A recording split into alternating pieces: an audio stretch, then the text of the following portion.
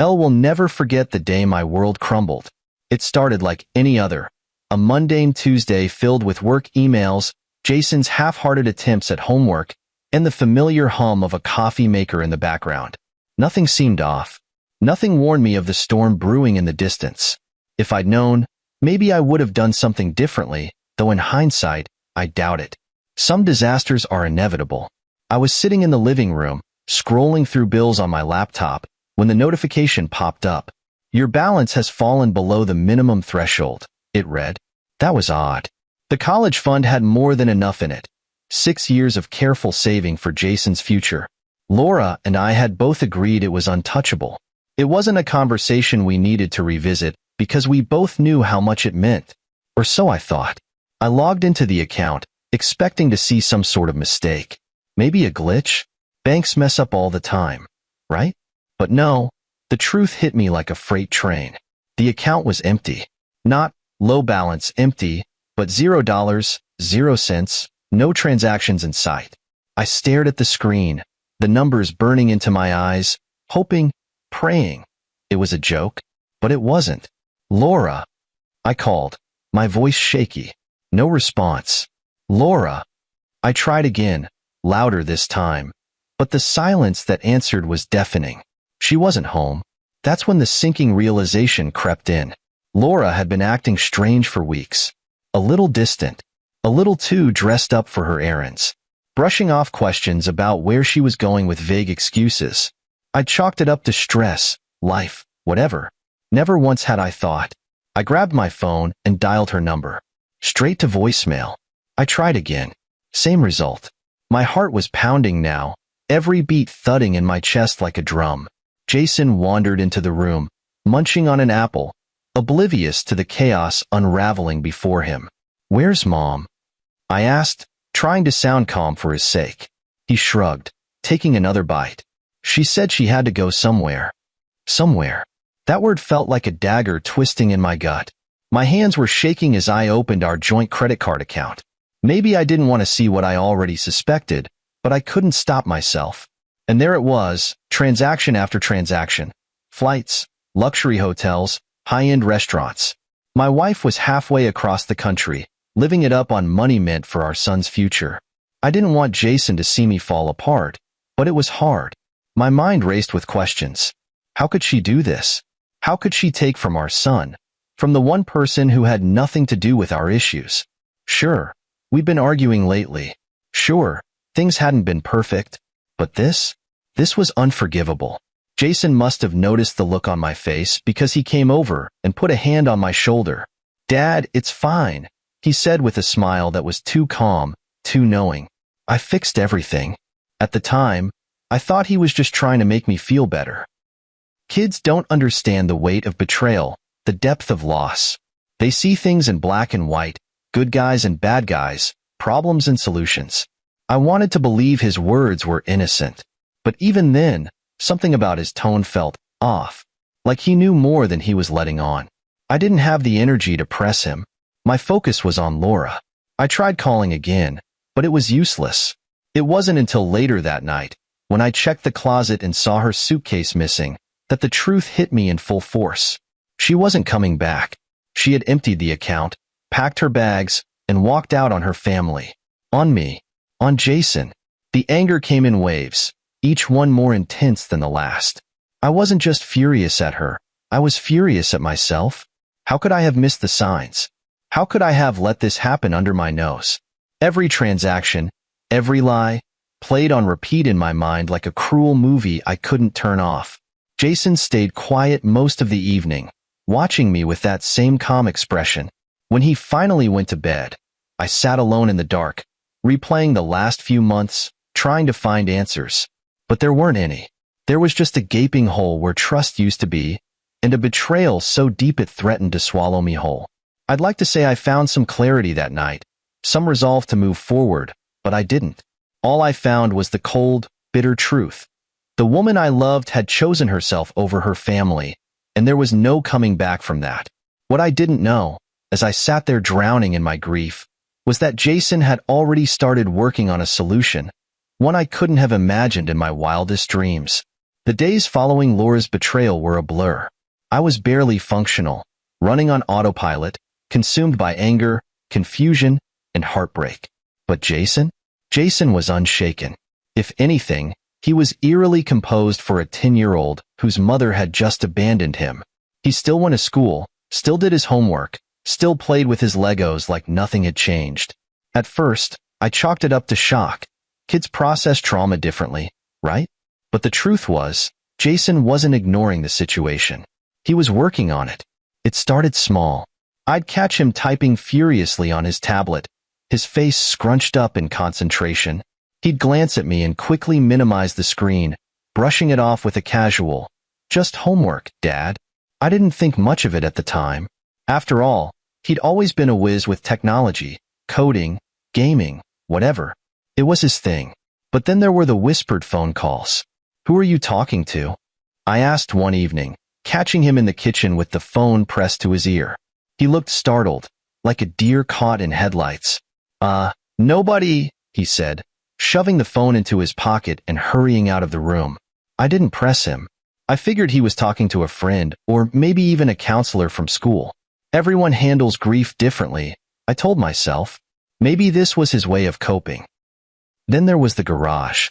Jason started spending hours in there, tinkering with tools and wires. I didn't pay much attention at first. I assumed he was working on one of his little engineering projects. He'd always been good at building things. Robots, model planes, stuff like that. But one night, curiosity got the better of me. I wandered into the garage to see what he was up to, and what I found stopped me cold. There was a whiteboard covered in diagrams, equations, and flowcharts. It looked like something out of a spy movie. Next to it was a laptop with lines of code scrolling across the screen. Jason was sitting at the workbench, soldering something that looked suspiciously like a listening device. When he saw me, he jumped up, trying to block the whiteboard with his small frame. "What's all this?" I asked, genuinely baffled. "Nothing, Dad. Just a project for school," he said, too quickly, too defensively. I raised an eyebrow. "A school project? Since when does 4th grade require surveillance equipment?" Jason's face turned red, and for a moment, I thought he might actually confess. But then he just shrugged and muttered, "You wouldn't get it," before packing up his tools and heading back inside. I stood there, staring at the whiteboard, my head spinning. Whatever Jason was working on, it wasn't for school, and it wasn't just a hobby. As the days went on, the strange behavior only escalated. Jason started asking oddly specific questions about Laura's finances. Did she have other accounts? Did I know her passwords? Did she ever talk about offshore investments? At first, I thought he was just being curious, but then I realized he was gathering information. "Why do you want to know all this?" I asked one evening. Jason shrugged, not looking up from his tablet. "No reason. Just wondering." "Jason," I said, my voice firm, "this isn't normal. If something's bothering you, you need to tell me." He finally looked up, his expression unreadable. "I told you, Dad. I'm fixing it. You'll see." That night, I couldn't sleep. Jason's words kept echoing in my mind. Fixing it? What could he possibly mean by that? I thought about confronting him, demanding answers, but something held me back. Maybe it was exhaustion, or maybe it was a small, irrational part of me that trusted him, trusted that he really did know what he was doing. The next morning, I found him in the kitchen, typing away on his laptop. He didn't even notice me standing there, watching him. His fingers flew across the keyboard with the kind of confidence that didn't belong to a 10-year-old. "Jason," I said softly, and he froze. "Yeah, Dad?" I wanted to ask him what he was doing, what he was planning, but the words caught in my throat. Instead, I just said, "Breakfast is ready," and walked away. Looking back, I should have pressed him harder. I should have demanded to know what he was up to. But part of me didn't want to know. Part of me was afraid of what I might find out. Over the next few days, Jason's behavior became more secretive. He stopped leaving his tablet unattended. He locked the garage whenever he was working. He even started covering the whiteboard with a sheet when he wasn't using it. And then, just as I was starting to convince myself that it was all harmless, Laura called. It was late afternoon when my phone rang. I was standing by the kitchen sink, staring blankly out the window, still trying to piece my life back together. Jason was in the living room, playing on his tablet, completely immersed as usual. I glanced at the caller ID and froze. Laura. My first instinct was to let it ring. Why should I answer? What could she possibly say to justify what she'd done? But curiosity got the better of me, and against my better judgment, I picked up. What do you want? My voice was cold, sharper than I intended, but I didn't care. Alex, she cried, her voice frantic and trembling. Oh my God, Alex, you have to help me. Help her? The audacity of her request made my blood boil. Help you? I spat. You emptied our son's college fund and ran off with your boyfriend. Why on earth would I help you? Alex, please, just listen to me, she begged, her voice cracking. Something's gone wrong. Everything's gone wrong. I leaned against the counter, gripping the edge to steady myself. What are you talking about? It's Damien, she said, almost sobbing now. He's gone. Just disappeared. All his accounts are frozen, and so are mine. I can't access anything, Alex. Nothing. And now the police are looking for me. Her words hit me like a slap, but it wasn't sympathy I felt. It was satisfaction. Cold, hard satisfaction. I wanted to ask her how it felt to be stranded, powerless, abandoned, the way she'd left Jason and me. But I stayed silent, letting her dig her own grave. Alex, please, she continued, her desperation growing. I don't know what's happening. I don't know who did this, but I need your help. I'm stuck in Miami with no money, no ID, nothing. Damien said he'd take care of everything, and now he's just gone. Sounds like a real stand-up guy, I said dryly, unable to resist the jab. She didn't even acknowledge it, too consumed by her panic. I swear, Alex, I didn't mean for any of this to happen. You just what, Laura? I snapped, my anger finally boiling over. You just stole from your own son? You just walked out on your family for some guy who clearly doesn't give a damn about you? Is that what you didn't mean to happen? There was a long pause on the other end, broken only by the sound of her shaky breathing. I made a mistake, she whispered. A mistake? I barked out a bitter laugh. You don't get to call this a mistake, Laura. You made a choice, a selfish, cruel choice, and now you're paying for it. Alex, please, she said again, her voice barely audible. I have nothing. I don't know what to do. I need you. I opened my mouth to reply, but before I could, Jason appeared in the doorway, holding his tablet. Who's on the phone? He asked, his tone casual, as if this were any other day. I covered the receiver and whispered, It's your mom. Jason's face darkened for a brief moment, but then that same calm, knowing smile spread across his lips. Put it on speaker, he said. Jason. Trust me, Dad. Put it on speaker. Something in his tone made me hesitate. This wasn't a request. It was a command. I didn't understand why, but I found myself obeying. I pressed the speaker button and set the phone down on the counter. Laura, I said, my voice hardening, you're on speaker now. Jason's here. There was a sharp intake of breath on her end. Jason, she said, her voice softening. Sweetheart, it's Mommy. Save it, Jason interrupted, his tone cold and emotionless. I don't want to hear it. Jason, please, she pleaded.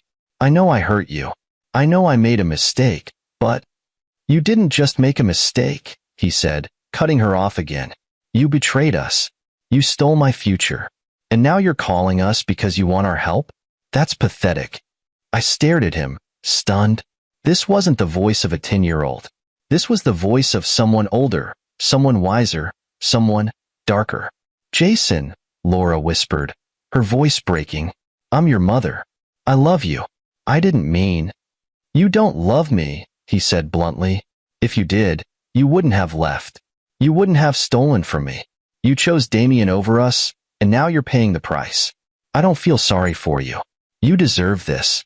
Jason, please, she sobbed. I'm begging you. Please help me. He smiled then, a chilling, confident smile that sent a shiver down my spine. Don't worry, Mom, he said. I already did. What? She asked, her voice laced with confusion. Let's just say, he replied, his tone almost gleeful, Damien won't be around to hurt anyone anymore. And neither will you.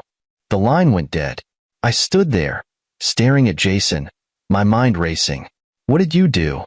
I whispered. He looked up at me, his eyes calm, almost proud. I told you, Dad, he said. I fixed everything. When Jason uttered those words, I fixed everything. I didn't know whether to feel proud, horrified, or completely confused. My 10-year-old son, standing there with that unnerving calmness, had just silenced his panicking mother with a cryptic remark that left me more unsettled than ever. My mind raced with possibilities, each one more absurd than the last. What could he have done? He's just a kid, right?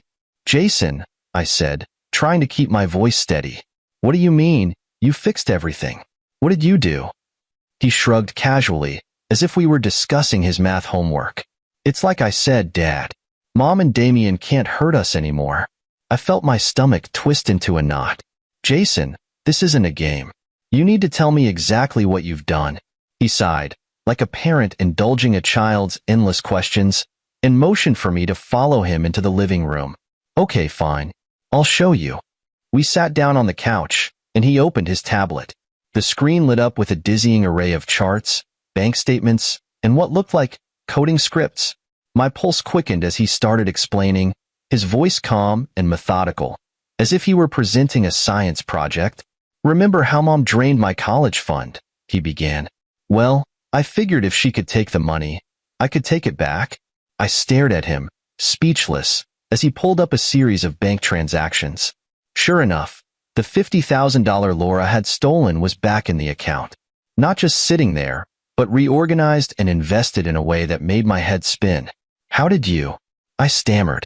Easy, he said, as if hacking into bank accounts was as simple as tying his shoes. Mom wasn't exactly careful with her passwords. I just used the ones she saved on her phone to access her accounts. Damien's, too. He wasn't any smarter. Once I was in, I transferred the money back to where it belongs. That's illegal, I said, though my voice lacked conviction. He shrugged again. So is stealing from your kid.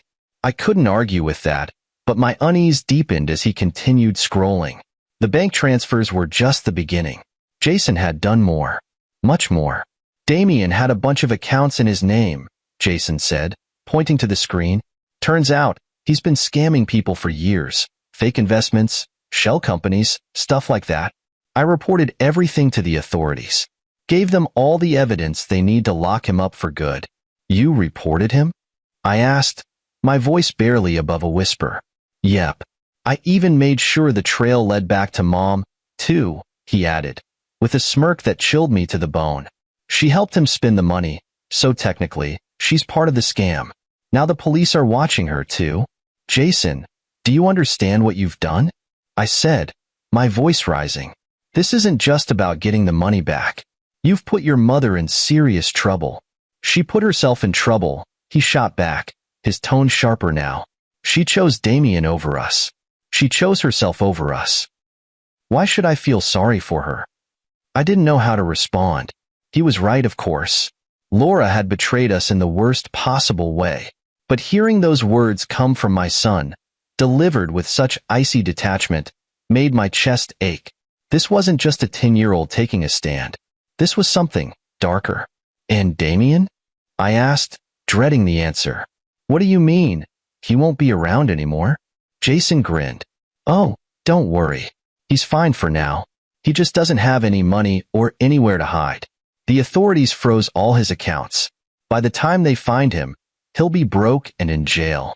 The casual way he said it, as if destroying a man's life was no different than squashing a bug, sent a shiver down my spine. Jason, I said, choosing my words carefully, why didn't you tell me about this before? Why didn't you let me handle it? He looked up at me, his expression suddenly softer. Because I knew you wouldn't do anything.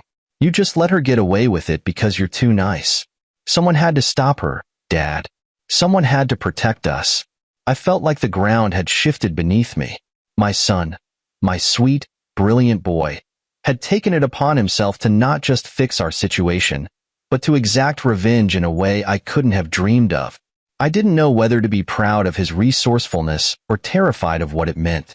Jason, I said after a long pause, I'm not sure this is the right way to handle things. He tilted his head, his calm demeanor never wavering. Maybe not, but it worked. I leaned back on the couch, running a hand through my hair. I didn't know what to say, what to feel. My son had done what I couldn't, taken control of a hopeless situation and turned it on its head. But at what cost? Jason closed his tablet and looked at me with that same unnerving confidence. Don't worry, Dad, he said. Everything's going to be okay now. But as I sat there, staring at him, I couldn't shake the feeling that things were far from okay. I didn't sleep much after Jason's revelation. How could I? The sheer magnitude of what he'd done kept replaying in my mind, like a movie stuck on an endless loop. My son, a 10-year-old, had engineered a scheme so intricate, so devastating, that it left a grown man and woman completely ruined. And the worst part? He didn't seem to feel the slightest shred of guilt about it. I told myself I'd talk to him in the morning, but life had other plans. The phone rang again, Laura. My first instinct was to ignore it. After all, what could she possibly say that would change anything? But a small, masochistic part of me wanted to hear her squirm. So I answered. What? I barked, not bothering with pleasantries. Alex, please, she sobbed. I need your help. I'm begging you. The sound of her voice was almost unrecognizable. Gone was the confident, self-assured woman who had waltzed out of our lives without a second thought. In her place was someone desperate, broken. You've got some nerve calling me, I said coldly. Alex, listen to me, she said, her words tumbling out in a frantic rush. The police are after me. They froze all my accounts. Damien's gone, just vanished. I don't even know where he is. I'm stuck, Alex. I don't have any money. I don't have anywhere to go. And whose fault is that? I cut in, my voice rising. Alex, please, she cried. I know I messed up, okay? I know I hurt you and Jason, but I didn't deserve this. I don't deserve to be left with nothing. I let out a bitter laugh. You emptied our son's college fund, ran off with your boyfriend, and now you're crying because the consequences caught up to you? You do deserve this, Laura. Every last bit of it.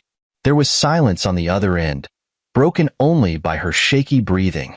I didn't think it would get this bad, she whispered. You didn't think at all, I snapped. You were too busy living it up with Damien to care about what you left behind. Well, guess what, Laura? You made your bed. Now you get to lie in it. She started sobbing then, loud and uncontrollable. Alex, I'm begging you. Please, just help me get out of this mess. I don't have anyone else to turn to. I felt my jaw tighten. Anyone else to turn to? The sheer audacity of that statement made my blood boil. After everything she'd done, she had the gall to act like a victim, like I owed her anything. There's nothing I can do for you, I said flatly. Don't say that, she pleaded. You can talk to the police, tell them it was all Damien's fault. Because lying to cover for you worked out so well the first time, I said, cutting her off. No, Laura. I'm done cleaning up your messes. Alex, please, she shouted, her voice breaking. If not for me, then for Jason. Do it for him. That was the last straw. Don't you dare bring Jason into this, I said, my voice dangerously low. You don't get to play the concerned mother now, not after what you did to him. You made it perfectly clear where your priorities lie, and they weren't with your family. Alex, I'm sorry, she cried. I didn't mean for any of this to happen. I just wanted to be happy. Happy? I repeated, my voice dripping with disbelief. You think stealing from your son and running off with some loser was going to make you happy? Well, congratulations, Laura. You got what you wanted, and now you can deal with the consequences. There was another long silence, and for a moment, I thought she'd hung up. But then she spoke again, her voice small and broken. Is this really how it's going to be? She asked. You're just going to abandon me like this? The sheer irony of her words almost made me laugh. You abandoned us first, I said simply. And no, Laura, I'm not abandoning you. I'm just letting you deal with the mess you created. Goodbye. I hung up before she could say another word. When I turned around, Jason was standing in the doorway, watching me with that same calm, calculating expression. "You didn't let her off the hook, did you?" he asked. "No," I said, my voice heavy with exhaustion. "I didn't." He nodded, as if that was the only acceptable answer. "Good. She doesn't deserve our help." I wanted to tell him that it wasn't that simple, that no matter how much I hated Laura for what she'd done, a part of me still struggled with the idea of leaving her to fend for herself. But looking at Jason, at the steely resolve in his eyes, I knew he wouldn't understand. Or maybe he would, and that scared me even more. "Jason," I said carefully, "what you did, what you're doing, it's not normal. This isn't how a 10-year-old is supposed to think." "I'm not a normal 10-year-old, he said bluntly. I didn't have an answer to that. If there's one thing I've learned, it's that people like Damien don't just roll over when they're cornered. They lash out. They make noise. They take down as many people as they can on the way down. That's exactly what happened next. It started with a phone call. Not from Laura this time. No, I'd blocked her number. This one came from a number I didn't recognize. Against my better judgment, I picked up, thinking maybe it was the authorities finally catching up to Damien. "Alex," the voice growled on the other end. Low, dangerous, and filled with venom. "You think you're so clever, don't you?" I froze. "Damien, Damien," I said, my voice flat. "Shouldn't you be in hiding by now?" He let out a humorless laugh. "Oh, I'm in hiding, all right. Thanks to you and your little brat. You think you can ruin my life and just walk away?" I glanced toward the living room where Jason was sitting on the floor, calmly assembling a model car as if nothing in the world could touch him. For a moment, I considered denying everything, playing dumb. But what was the point? Damien already knew. "You got what you deserved," I said, keeping my tone even. "You stole from my family. You didn't think there'd be consequences?" "You don't know who you're dealing with," he snarled. "You think this is over? It's not over. Not by a long shot." "What are you going to do, Damien?" I asked, my patience wearing thin. "You're broke. You're wanted. You're finished." "Maybe," he said, his voice chillingly calm. "But I'm not going down alone. I know where you live, Alex. I know where your son goes to school. And if you think I'm just going to sit back and let you ruin me, you're dead wrong." My blood ran cold. He wasn't bluffing. Damien was many things. A liar, a thief, a coward. But he wasn't the kind of man to make empty threats. "You stay away from my son," I said, my voice shaking despite my best efforts. "Or what?" he taunted. "You gonna sick your little hacker on me again? Go ahead. Let's see how far he's willing to go." I hung up before he could say another word. My hands were trembling as I set the phone down on the counter. For a moment, I just stood there, staring at it, trying to process what had just happened. "Who was that?" Jason asked, his voice startlingly calm. "Damien," I said, turning to face him. "He knows what you did, and now he's threatening us." Jason didn't even flinch. "Let him try," he said, his tone so cold it sent a shiver down my spine. "Jason, this isn't a game," I said, kneeling down in front of him. "This man is dangerous. We need to call the police." "No," Jason interrupted, his voice firm. "The police won't do anything until it's too late. But I can handle this." "Jason." "Dad," he said, cutting me off again. "Trust me. I've got this." I wanted to argue, to tell him that this was too much for a 10-year-old to handle, that it wasn't his job to protect us. But the look in his eyes stopped me. It wasn't the look of a scared child. It was the look of someone who had already made up his mind. That night, Jason disappeared into the garage again, locking the door behind him. I didn't have the energy to stop him. I stayed up, pacing the living room, replaying Damien's words over and over in my head. Every noise outside made me jump. Every shadow felt like a threat. It wasn't until well past midnight that Jason finally emerged. He looked tired but satisfied, a small smile tugging at the corners of his lips. "It's done," he said simply. "What's done?" I asked, dread pooling in my stomach. He handed me his tablet, and my heart sank as I read the screen. He'd tracked Damien's location using some kind of GPS spoofing software. Not only that, but he'd hacked into Damien's burner phone, recording every threatening message he'd sent. And then, to top it all off, Jason had sent an anonymous tip to the authorities with all the evidence they needed to arrest Damien. "Jason," I said, my voice a mixture of awe and disbelief, "do you have any idea what you've just done?" "I stopped him," he said matter-of-factly. "He can't hurt us now." I wanted to believe him. I wanted to believe that this was the end of it, that Damien would be caught and we'd finally be safe. But deep down, I knew better. People like Damien don't give up that easily. Sure enough, the next morning, I woke up to find a brick through our front window. Attached to it was a note, scrawled in messy, angry handwriting. "This isn't over." Jason found it before I did. He read it, crumpled it up, and tossed it in the trash without a word. "Jason," I said cautiously, "maybe we should leave. Go somewhere safe until this blows over." He looked up at me, his expression calm and unshaken. "We don't need to run, Dad. I have one more move to make." I stared at him, my heart pounding. "What do you mean, one more move?" He smiled then, a small, chilling smile that sent a shiver down my spine. "You'll see." I couldn't shake the unease that came with Jason's words. "You'll see." He said it so casually, so confidently, as if the chaos that had taken over our lives was nothing more than a game he was determined to win. But this wasn't a game. Not for me. Not when I'd spent the night cleaning up shattered glass and taping cardboard over the broken window, wondering if Damien would show up next with something worse than a brick. The next 2 days passed in tense silence. Jason went about his routine as though nothing had happened, but I could feel the gears turning in his mind. I didn't dare ask what he was planning. Part of me didn't want to know. I figured if I stayed out of it, maybe, just maybe, I could pretend my 10-year-old wasn't masterminding a battle against a grown criminal. Then it happened. It was late in the afternoon when the doorbell rang. My stomach sank. No one had come by in days, not since the brick, and I wasn't expecting anyone. Jason glanced up from his tablet, his face unreadable. "Don't answer it," I said instinctively, my voice low. Jason didn't reply. He just stood up, walked to the door, and peered through the peephole.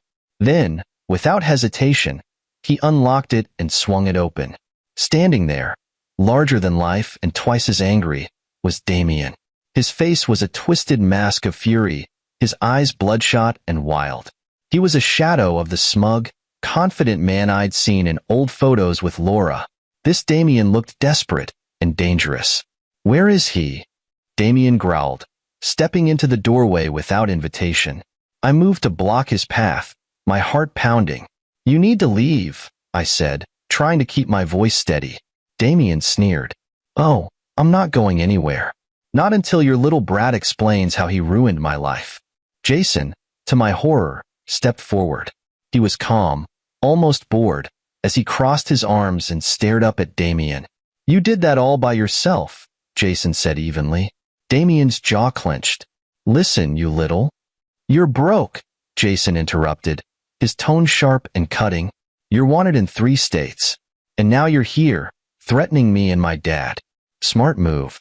I reached for Jason, intending to pull him back, but he shook off my hand. "Jason, stop," I hissed. But Jason didn't stop. He stepped closer to Damien, his voice steady and cold. "You shouldn't have come here. You're just making things worse for yourself." Damien let out a bark of laughter. "Worse? Kid, I've got nothing left to lose." "That's where you're wrong," Jason said, his lips curling into a small, chilling smile. Before I could process what was happening, Jason reached into his pocket and pulled out a small device, something I didn't recognize. He pressed a button, and suddenly, Damien's phone buzzed in his pocket. Damien frowned, pulling it out to see a series of files popping up on the screen. "What the hell is this?" Damien demanded. "Proof," Jason said simply. Damien's eyes flicked over the screen, his expression shifting from confusion to alarm. "You little—" "Proof that you're a threat," Jason continued, cutting him off. "Every message you've sent, every call you've made, every threat, you've left a trail. And now the authorities have it." Damien's face turned red. "You're bluffing." Jason tilted his head. "Am I?" In that moment, I realized what Jason had done. He hadn't just been gathering evidence. He'd been preparing a trap. Damien's phone wasn't just buzzing with files. It was streaming a live feed straight to local law enforcement. Jason had turned Damien's own threats into his downfall. Damien lunged forward, his face contorted with rage, but before he could take another step, the sound of sirens filled the air. Jason didn't flinch. "That'll be for you," he said calmly. Damien froze, his eyes darting toward the window. The flashing blue and red lights confirmed it. He turned back to Jason, his face a mix of fury and panic. "This isn't over," he spat. "Yes, it is," Jason replied, his voice cold and final. The police burst through the door moments later, their guns drawn. Damien didn't resist. He knew it was over. As they hauled him away, I stood there in stunned silence, trying to process everything that had just happened. Jason turned to me, his expression unreadable. "I told you I had one more move," he said quietly. "Jason," I said, my voice shaking, "do you have any idea how dangerous that was? He could have hurt you. He could have hurt both of us." "But he didn't," Jason said, his tone matter of fact. "And now he's gone." I wanted to yell at him, to demand answers, to make him understand that this wasn't normal, that this wasn't okay. But all I could do was stand there, staring at the boy who had just outmaneuvered a grown criminal. Jason looked up at me, his eyes calm but tired. "It's over now, Dad. We're safe." But as I stood there, watching the police car disappear down the street, I couldn't shake the feeling that nothing about this was safe. The house was eerily quiet after Damien's arrest.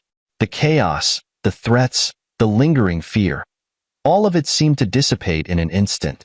But the silence wasn't comforting. It was heavy, suffocating, and filled with unspoken questions.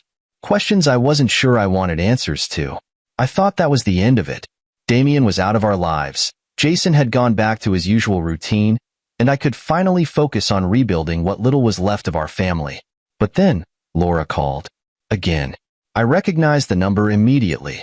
I'd blocked her main line, but she must have found another way to contact me. I considered ignoring it. What more could she possibly say? But curiosity won out. I needed to hear it for myself. "What now, Laura?" I said, my tone colder than ice. Her voice was barely recognizable, weak and hoarse, like someone who hadn't slept in days. "Alex," she began, but her words faltered. "I don't have time for your sob stories," I snapped.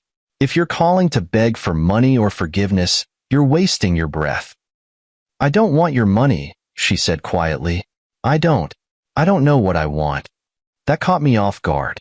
For the first time since this nightmare began, there was no arrogance in her tone, no entitlement. Just raw, unfiltered defeat. "Then why are you calling?" I demanded. "I'm in trouble, Alex," she admitted. "Real trouble." "You don't say," I replied sarcastically. She ignored my jab. "The police, they're investigating me. They think I was part of Damien's scams." "Weren't you?" I asked, letting the accusation hang in the air. She hesitated. "I didn't know what he was doing at first," she said, her voice trembling. "But by the time I figured it out, it was too late. I was already tied to everything. And now they're freezing my accounts, seizing my assets.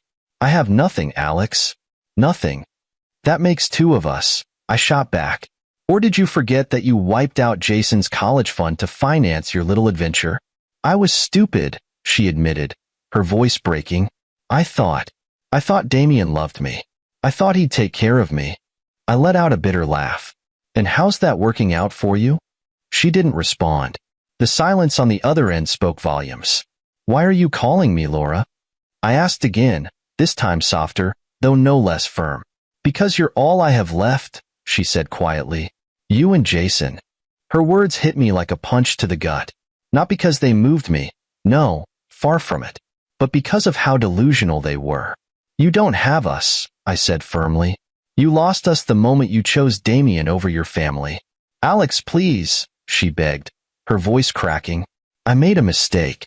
I know I messed up, but I'm still Jason's mother. I need a second chance." "Second chance?" I repeated, incredulous. "Laura, this isn't some minor slip-up. You stole from your own child. You abandoned him for a man you barely knew. And now that your perfect little fantasy has come crashing down, you want to come crawling back? No, absolutely not." Her sobs filled the line, but I didn't waver. I couldn't. Alex, I don't have anywhere else to go, she said, desperation seeping into every word. That's not my problem, I replied coldly. What about Jason? She asked, her voice trembling. Doesn't he deserve to have his mother in his life? Jason doesn't need you, I said bluntly. He's done more for this family in the past 2 weeks than you ever have. And he's done it without you. We don't need you, Laura. Not anymore. The line went silent. For a moment, I thought she'd hung up. But then she spoke, her voice barely above a whisper. So that's it? She asked. You're just going to turn your back on me? I let out a bitter laugh. You turned your back on us first, and now you're reaping what you sowed. She didn't respond. I heard her breathing, shaky and uneven, and then the call disconnected. When I turned around, Jason was standing in the doorway, watching me with that same calm expression he always wore. Was that Mom? He asked. I nodded. What did she want? To come back, I said simply. Jason didn't flinch. Did you tell her no? I did. He nodded, satisfied. Good. She doesn't deserve to come back. I wanted to tell him that it wasn't that simple, that forgiveness was supposed to be part of the process. But looking at him, so composed, so sure, I couldn't bring myself to say the words. Maybe he was right. Maybe some things really were unforgivable. In the days that followed, I couldn't stop replaying everything Jason had done, everything he had orchestrated. It was impossible not to marvel at his brilliance. A 10-year-old had managed to outwit grown adults, dismantle a criminal scheme, and save his family from ruin, all while keeping an unnerving level of composure. It was impressive, no doubt about it, but it was also terrifying. Jason didn't act like a normal child. He didn't respond to situations with fear or hesitation. Instead, he calculated, strategized, and executed with precision. It was as if every decision he made was part of a grand chess game only he could see. And while I couldn't deny the effectiveness of his actions, I couldn't ignore the coldness behind them. One evening, as I sat on the couch staring at the cardboard over the window, Jason came into the room. He had that same calm, confident expression he always wore, but there was something different about his eyes, something heavier. Dad, he said, sitting down beside me, are you mad at me? The question caught me off guard. Mad at you? For what? For everything I did, he said simply. For going after Mom and Damien. For not telling you. I sighed, running a hand through my hair. How could I even begin to answer that? Jason, I started carefully, what you did. It's not something a 10-year-old should ever have to do. It's not something anyone should have to do. But I did it, he said, his tone unflinching. And it worked. It did, I admitted. But it's not just about whether it worked. It's about what it means. He frowned. What do you mean?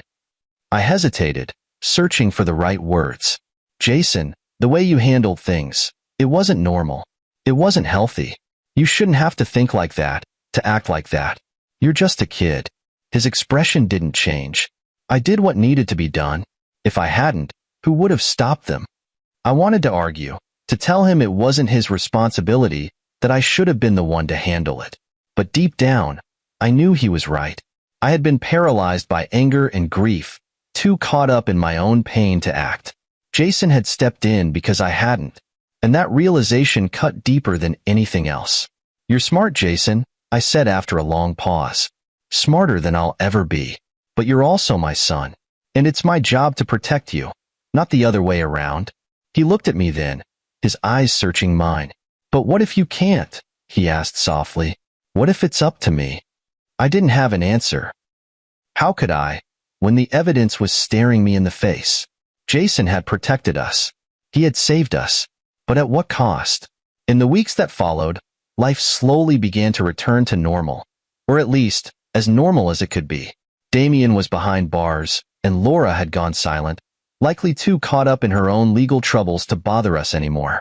The house was quiet, peaceful even, but that peace felt fragile, like a thin sheet of glass ready to shatter at the slightest touch. One afternoon, I found Jason in the garage, tinkering with a new project. It was a drone, sleek and meticulously built, with wires and circuits laid out in perfect order. He looked up when I entered, offering a small smile. "Hey, Dad," he said. "What's up?" I leaned against the doorway, watching him work. "You're always building something, aren't you?" He shrugged. "I like it. It keeps my mind busy." "That's a good thing," I said carefully. "But Jason, you don't always have to be fixing things. Sometimes, it's okay to let things just be." He didn't respond right away. Instead, he focused on soldering a tiny wire, his hands steady and precise. When he finally spoke, his voice was quiet. "I don't know how to do that." "What do you mean?" He set down the soldering iron and looked at me, his expression serious. "I don't know how to just let things be.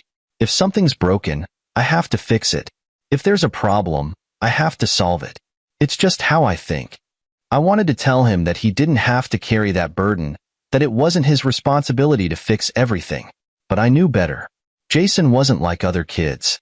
He saw the world differently, and no amount of reassurance from me would change that. "You've got a gift, Jason," I said finally, "but it's also a responsibility. You're going to have to decide how to use it and who to trust with it." He nodded, his eyes thoughtful. "I know." I watched him for a moment longer, my chest tight with a mixture of pride and worry. Jason was brilliant, no question about it. But brilliance could be a double-edged sword. It could build or destroy, heal or hurt. And I could only hope that, as he grew, he would choose to build. That night, as I lay in bed, I thought about Laura's final words to me. "You raised a son who doesn't just survive, he conquers. But be careful, Alex. One day, his heart might be too cold to save." I didn't want to believe her, but the thought lingered. Jason was more than just a survivor. He was a force to be reckoned with. And while I was proud of him, I couldn't shake the fear that his brilliance, unchecked, might one day lead him down a path I couldn't follow. For now, though, we had peace. And I was determined to protect it, for both our sakes.